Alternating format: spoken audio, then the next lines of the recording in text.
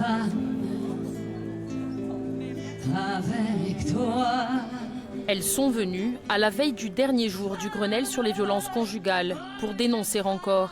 Malgré les avancées au niveau départemental qu'elles saluent, malgré les annonces gouvernementales qui se profilent demain, elles crient l'urgence. Ça évolue trop lentement, et c'est pour ça qu'aujourd'hui nous comptons 137 féminicides. C'est inadmissible et nous le crions très fort, il faut que ça change. Dans le public, discrète, Angeline. Victime de violences il y a 10 ans, elle tient à être présente pour porter son message auprès des victimes et des autres. C'est pour dire basta le Aquaimbok qu'on pratique chez nous, en parler de la violence dont on est témoin. Ce n'est pas dénoncer quelque chose, c'est de la bienveillance. Réveiller les consciences, elle a essayé de le faire il y a 3 ans. Tu vois, c'est là que j'avais installé tout l'historique de la situation et que j'avais dénoncé les 7 ans de maltraitance juridique. Elle ne cherche pas vengeance. Son objectif, dénoncer, discuter et être force de proposition.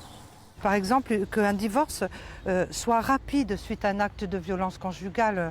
Moi, lorsque j'ai dénoncé, le divorce n'était pas prononcé, ça faisait 7 ans. Est-ce qu'on doit attendre 7 ans après avoir été violenté pour pouvoir dire je suis divorcée, je peux tourner la page? À l'époque, son action ne trouve aucun écho. Alors, quand elle entend parler du Grenelle, elle écrit à la secrétaire d'État en charge de l'égalité pour proposer son aide. Je pense qu'il faut écouter les personnes qui sont en vie, qui ont subi, celles qui se sont aussi, comme moi, opposées à un premier acte, parce que les personnes qui sont là peuvent témoigner, peuvent dire à un moment donné qu'est-ce qui a fait qu'elles n'ont pas été aidées, qu'est-ce qui a fait qu'elles n'ont pas pu se reconstruire.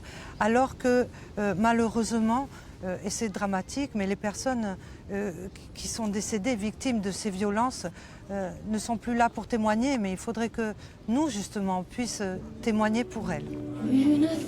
Aujourd'hui, elle attend toujours une réponse de Marlène Schiappa, mais elle en est convaincue.